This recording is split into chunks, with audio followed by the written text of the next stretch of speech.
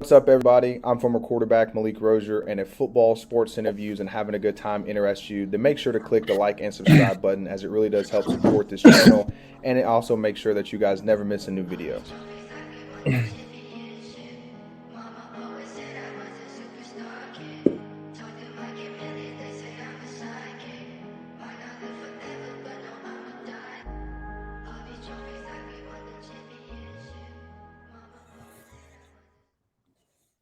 How's everyone doing? And again, I am your host, Malik Rosier. I'm super excited to be here this week. And so we're going to go and get right into it, as there's been a lot of talk, especially going into college football and even some drama in the NFL that I really want to get into. So the first thing that I want to talk about is the college realignment. So I don't know if you guys saw, but during the week, Colorado is actually transferring back into the Pac-12. They were there before, kind of shifted out. Now they're going back. I do like it, at least for now, because Colorado has Dion, but I think the problem is for a long-term project. I don't know if Colorado fits.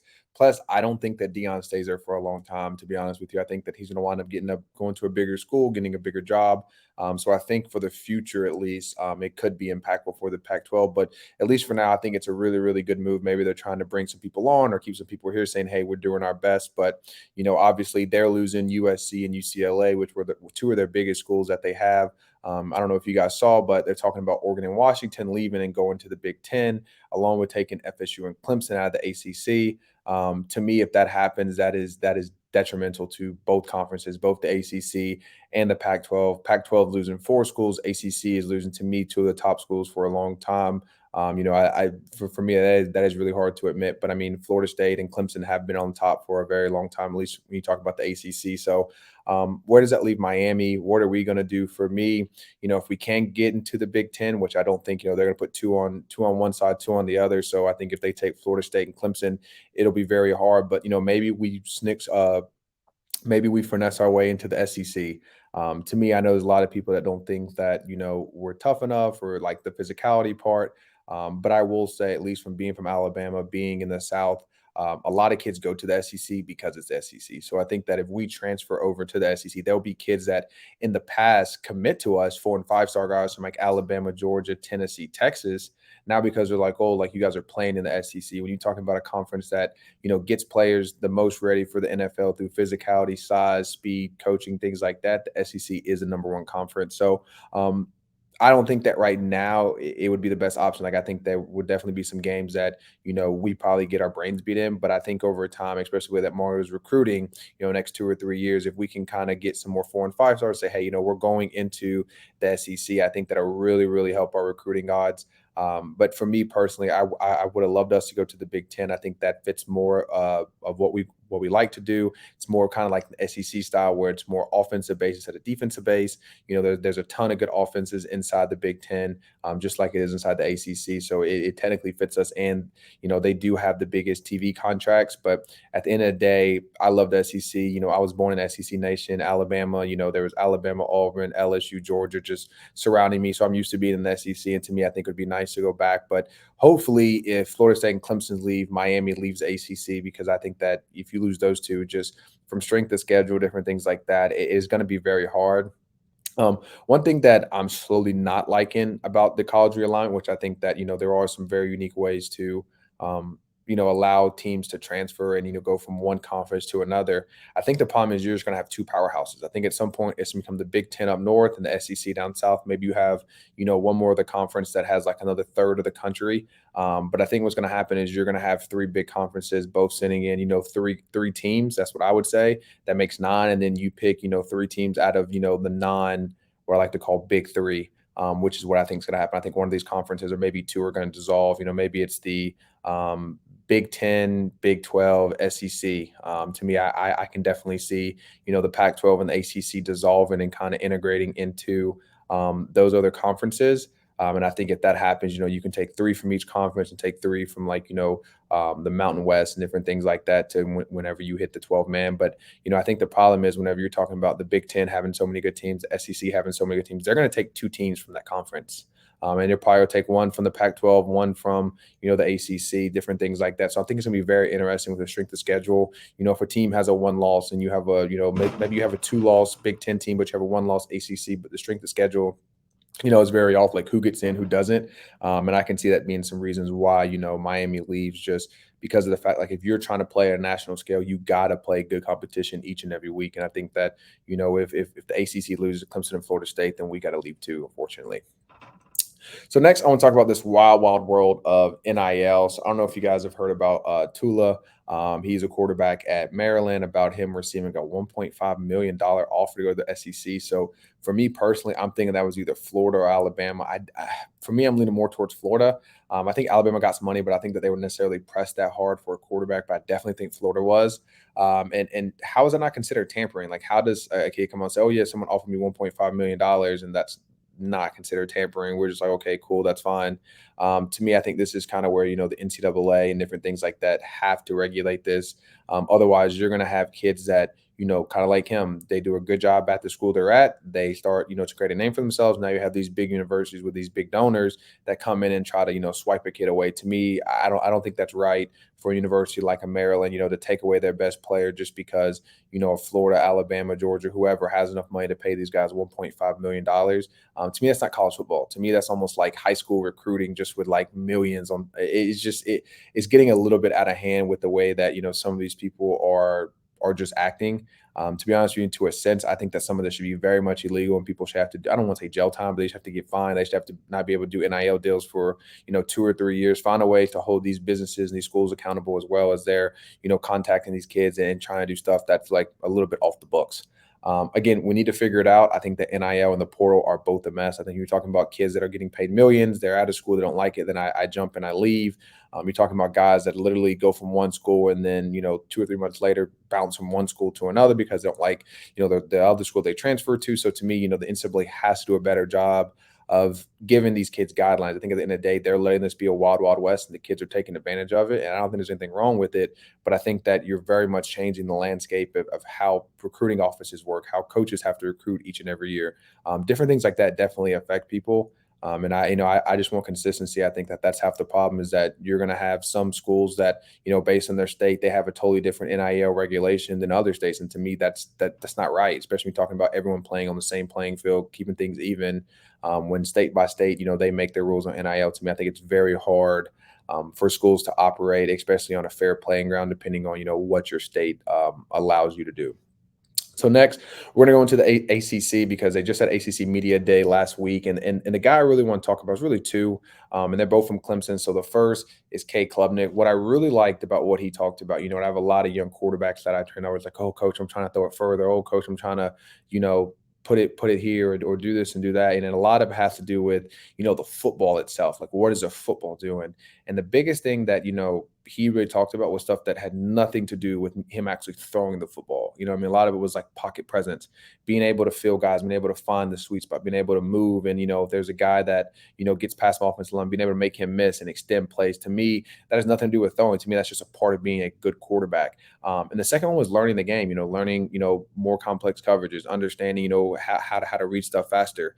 To me, it's that side of the game mentally that catches a lot of talented athletic quarterbacks, and they wind up trying to rely on their athletic ability instead of just being a pure quarterback. And to me, I think in a lot of ways, the game has gotten away from that. To me, I think when you talk about the really good quarterbacks, college, NFL, whatnot, they're junkies. They legitimately, just in basically ingest football. That was one thing about Stetson Bennett that I really understand, was that Stetson Bennett would come up an hour or two early in the morning, which we had afternoon practice, but he would be up an hour or two early in the morning watching film, trying to get better, trying to figure stuff out. It had nothing to do with him out there, trying to say, "Hey, let me do some arm strength. Let me sit here and long toss and see, if I can throw it 70 now, and then in 2 or 3 months I can throw it 80, 90. No, for him, it was about, finding timing, finding rhythm, understanding coverage, understanding, ways to beat defenses, understanding how to help his offensive line. So to me, there's a huge mental gap that I think a lot of these young guys are understanding. But hopefully more and more quarterbacks understand that, to me, throwing the football, the actual action of the spiral, the ball going to your receiver, that is the last step in everything. Because number one, the first thing you got to do is know your play, right? So you got to know every check, everything you're doing. Secondly, based on that play, you got to recognize what the defense is doing. So hey, this is what I'm attacking, or this is what I'm checking into. From there, you got to make sure that you do your mic deck, make sure that the line's on the right page, make sure that, everyone's set, make sure that, guys are on the ball and off the ball right, make sure that your back's in the right spot. From there, as you take your snap, you either got to do your drop, or you got to do your play action, or you got to do whatever your footwork is to hand the ball off. And if you're not handing the ball off and it's a pass, from there your feet get set. From there you change your shoulder angle. From there you got keys to read, whether it's safeties, whether it's linebackers. There's so many things that go in before it's like turn, step, rotate. You know what I mean? And so to me, what kids really got to understand is the mental part of the game, because if you can't mentally grasp it, I don't really care how physically good you are. Yes, there's certain kids, to me that have an exception to the rule. But for the most part, about 95% of you guys won't make the cut, just because I'd rather take a 6 foot, 160-pound quarterback that is a football junkie that loves football, that I can teach this kid everything, than a 6'4", 230 fast blazing kid that doesn't want to, I don't want to say like work, because I think work to me for a quarterback is a lot different. A lot of people think it's physical work, going out there and just throwing. To me, quarterback to me is more mental work. Obviously, you want to get your throwing in, but if you throw once or twice a week with your teammates, that's fine. To me, if you're doing 5-6 days of film study, that's the best thing you can do, is understand, hey, you want to be able to basically close your eyes and see coverage. You want to be able to, as you start to see coverage when you're on the field, you already recognize, hey, I remember watching them doing this versus Rutgers. I remember watching them doing this versus Clemson or Florida State or whoever you watched it. Start remembering sets and remember, hey, this looks super familiar, because then what happens is your body goes in more reaction mode because it's used to seeing it, instead of trying to figure out what it is and then reacting later. So that was one thing that I was really proud about, Cade really taking the, mental side, because to me, I think that's going to be one of the biggest parts for him is, playing fast, because I think they're going to want to get the ball out of his hands fast. And for him to play fast, he has to think even faster than what he's playing. And then lastly for me, and this is just personal, I want to see his toughness. Not saying that he's not tough. I would say I watched him in high school when I was, a recruiter at Georgia. The kid definitely played with a lot of, top-ranked players and played against a lot of good talent. But at the end of the day now, he's in college. These guys have gotten bigger, faster, stronger. He's going to take hits. My biggest thing is when he takes, 2 or 3 hits, maybe it's, 2 or 3 hits in the same drive. Like, how does he respond? How does he react? Does he allow that to affect him, or does he keep playing strong? And I definitely think that, the kid will keep being tough. I think he is a very, very tough kid. But to me, I want to see him get hit in the mouth a couple times and see how he reacts. I'll be honest with you guys. Like, I remember us playing Florida State and Brad Kai got a tooth knocked out. I remember us playing Louisville the first game, and I literally thought I was going in because I thought Brad got a concussion. And I really understood like how tough you have to be to play quarterback. And I'm not saying that he's not tough. I'm not saying he hasn't gotten hit. But I also don't think that, he's gotten smoked a couple times where it's been like, do I really want to step back on that field? And I would say that's probably a good thing, just because that means you have really good talent around you. But at the end of the day, hopefully in the future they play like a Georgia or an Alabama, and that to me is where I really want to see, his toughness, his ability to stand in there and literally get swallowed and come back up and say, okay, guys, I'm still in the pocket. I'm still going to throw darts. So to me, he has some proving it, and it's not talent wise. To me, it's just more toughness, being able to take a hit, bounce back, and keep leading your team whenever your body's physically hurting. So next, we're going to go into Dabo. I really like, a lot of the points that he talked about was like controlling what you can control. For the people that don't know my story, I'll kind of give you guys a rundown. So 2016, Mark Richt told me that I should probably transfer, that I would never be a starting quarterback for him. 2017, obviously I started, won 10 games, beat Florida State for the first time in like 6-7 years. But to me, it was, what can I control? I can't control whether guys catch it. I can't control whether, it's not a touchdown. I can't control what the defense is in, but I can control my attitude, my effort, my read, my understanding, my accuracy, my ability to lead. And I think that's a lot of stuff that, Dabo is trying to teach these kids. When things go wrong, it could be someone else's fault. Okay. You throw a perfect pass, the guy drops it. But at the end of the day, you got to make sure that you're personally doing everything right to help your teammate or the person around you succeed. To me, that was a lot of stuff that I, personally had to realize, saying, hey, I got to become the best version of myself so that I can comfortably say, hey, coach, like, this is the best version of me. Because in a lot of ways, especially when I first came, I didn't really understand coverage. I didn't really understand defense. I was just an athlete trying to make plays. At the time, it was Brad Kaya, myself, Gray Crow, and Evan Sheriffs. And not saying those guys aren't athletic, but I was definitely the most athletic guy on the team, or at least not on the team, but at the quarterback position. And so like I really played on that. I really, wanted to make plays, extend plays, run out of the pocket. But I had to learn that you can't do that. These guys are just as fast or faster than me. These guys will literally take my head off. So playing in the pocket was the best thing for me. But I had to really learn that. And not saying that in high school I didn't. But it just because I was an athlete, I always wanted to make plays, especially with my legs. And I had to realize that, use my legs as a last resort, use my mind as a first resort, beat people by picking them apart, beat people by understanding where their weaknesses are. And that's really controlling what you can control because a lot of stuff is out of your control. Secondly, prep, mindset, attack the day. And to me, that is big. I think prep is the biggest one. To be honest with you, it's like studying for a test. If you're not prepared to go into practice, game, whatever you're doing, you're gonna fail. So I do like the fact that preparation was number one because preparing to preparate is basically failure to me because it's very hard to be successful if you don't prep. Secondly, is mindset, and to me, mindset is more mental toughness, mental fortitude. Like it's hot, how do you react? Maybe you have a couple of nicks and bruises. What is your mindset? Are you moping and groaning and allowing that affect on your teammates? Or are you, pushing through, like, not letting it affect you, basically showing guys that, hey, it does hurt, but I'm out here with you guys. And lastly, just attack the day. To me, that's a mindset of just saying, hey, I'm going to give it my all. I'm going to do my best. Not saying you have to be perfect. Not saying that, you have to meet a certain percentile, but saying, hey, everything I do, I'm going to do it to the best of my ability for as long as I can, for as hard as I can. And to me, when you have players that, prepared for the day, have the right mindset no matter what's going on, and they attack the day, to me, that's a very, very hard team to beat. And I think that's really what, Dabo is trying to get into. And obviously they're talented, but when you take talent that works and understands how to work, to me, that's going to be a really good team. And lastly, really in the recruiting department, developing young talent. There's a lot of schools that are, relying on the portal. They're recruiting less high school talent, but I really like his idea. And to me, they're a little different, because they recruit on such a national level of getting a lot of 4 and 5 star guys that, it does make a lot of sense for them to take, the 4 and 5 star guys. It does make a lot of sense for them to take the 4 and 5 star guys and really develop them into the players that they want. And he talked about, every once in a while we have to get a kid from 1 or 2 spots to help fill in.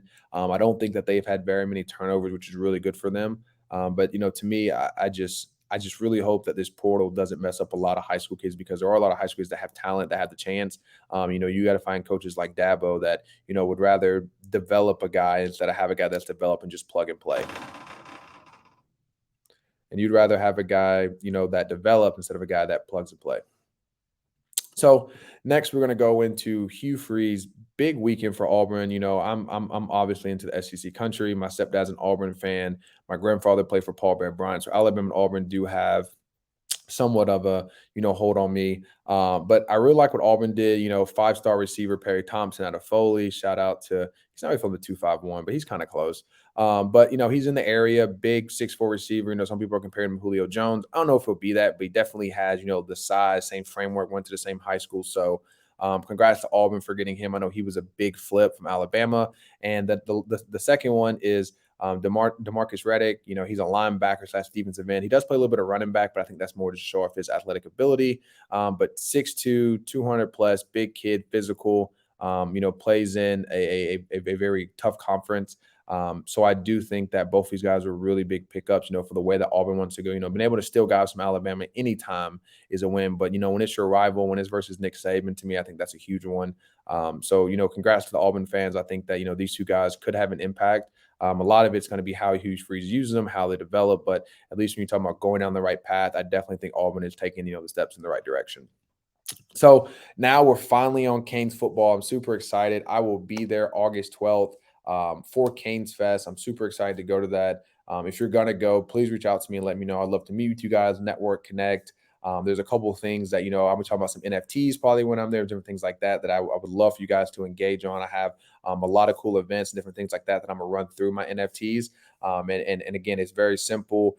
You guys do not need actual crypto. We have a way that you guys can literally use your debit card to pay. So if you're worried about, oh, I don't want crypto or I don't understand it, again, meet me at Canes Fest. I'll sit down. I'll explain why. I'll probably even do a YouTube in probably the next couple of weeks, probably next week. I'm really explaining to you guys what MMC is. Well, you see it up top, My Millionaires Club. And how your money can really help us. And it's not even really about me. To me, a lot of people, when I say us, I mean like the football team. There's some stuff that I don't know if you guys know I've done with Cam Harris, Rayshawn Scott, different people like that, really trying to, help these guys, understand business. Or, with Cam Harris, he actually got a job with my business partner, Mike Murphy. But, there's different things they need from like bills and different things like that that I slowly want to start helping these guys with, even helping them create their own company if they had the aspirations to do so. So really hope I meet you guys at Canes Fest. I know I'll be there. I know I'm super excited for that. For me, when Canes Fest is here, I know football's back. And it's always nice to see, the football guys. So next, I'm going to go into Miami's top 5 players. This is obviously non-quarterback. These are 5 guys that I think that if they can have a big year, Miami will have a big year. One, obviously, Cameron Kitchens. Oh, man. I spelled his name wrong. I I apologize, Cam. But Cameron Kitchens is my number one guy. Obviously, I know a lot of people have him preseason All American, last season All American.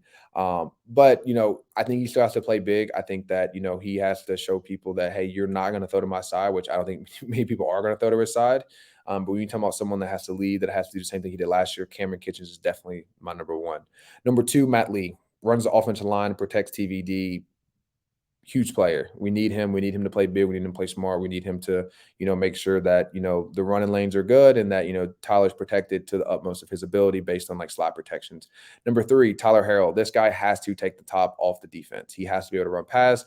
Tyler has to throw him deep balls, even if it's not completed. He should be our Tyreek Hill. He should be the guy that is striking fear in the defensive eyes, making them play off coverage and no longer press. But a lot of it's going to be him creating separation, obviously, the connection between him and Tyler on deep balls. But if he can hit 1 or 2 deep balls a game, and even if he hits one and he misses another, but Tyler is just blowing by people, it's trust me, it's going to change the defense and what they do. So I think he can be a huge addition to our offense just because he has a vertical speed that I think we've been missing for the last year or so.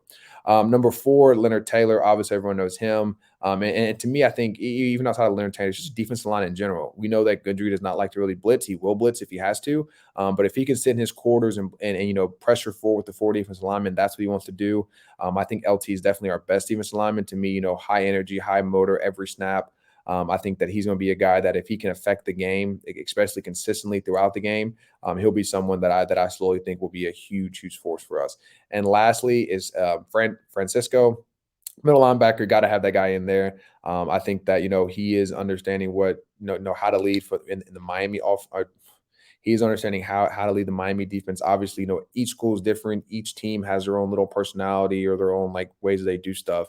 So him figuring out how to lead this team, especially at the mic. Like I remember, the calls that Shaq made, the way that, Shaq drove people to, be better and become better. And a lot of it was because he understood, what the mic linebacker at the University of Miami stood for. And so I think Francisco is going to do the same thing. I think he'll be a leader. I think he'll be tough. I think he'll make a ton of plays for us. But for me, even outside of making the plays, it's about, making sure people in the right spot, making sure guys aren't misaligned, making sure guys aren't on the wrong read. To me, I think that when you're a true leader, and I think a lot of these guys are, but your ability to help out others around you and also do your job is one of the hardest things to do, but it's a sign of a great leader. So next, we're going to go into NFL, and there's been a lot of drama between Sean Payton and even Aaron Rodgers that's slowly jumping into this. But Sean Payton basically said how the Denver Broncos was the worst organization ever ran. And I like Aaron Rodgers' answer. Having your coaches back, I definitely believe in that, especially if you're trying to be with the New York Jets for a while. And I don't like the answer of Sean Payton. I think at the end of the day, these coaches are buds. A lot of these coaches know each other, or like they wind up getting jobs from each other down the road because, oh, this guy called me and said, I know him and you're a great coach and this is why you're going to get a job. And the fact that you call another coach to me is it's just not it. I mean, just to be honest with you. But I will say he's not lying to me. I think that program was ran horribly. I think that, Russell Wilson took a lot of heat that was unfortunate for him, but he also did not play good. But I think it's something that, Sean Payton's used to the way that Saints were ran. He had that organization running very, very good. And when you go into an organization that isn't run as well, obviously you see the differences. I mean, when I was at Georgia, I instantly saw the differences at Georgia and Miami, and it wasn't hard to see. But it's something that to me, just because you see it doesn't mean that you directly call out the coaches and different things like that. Because especially in the coaching world, everything is similar to like a buddy system. So next, we're going to go into Dalvin to the Jets. To me, I think this would be a huge, huge, huge pickup for the Jets. I think it definitely boosts their ability to win a Super Bowl. It helps Rodgers out a lot. It really helps the run game to me whenever you add a great run game with the play action pass of Aaron Rodgers and Garrett Wilson.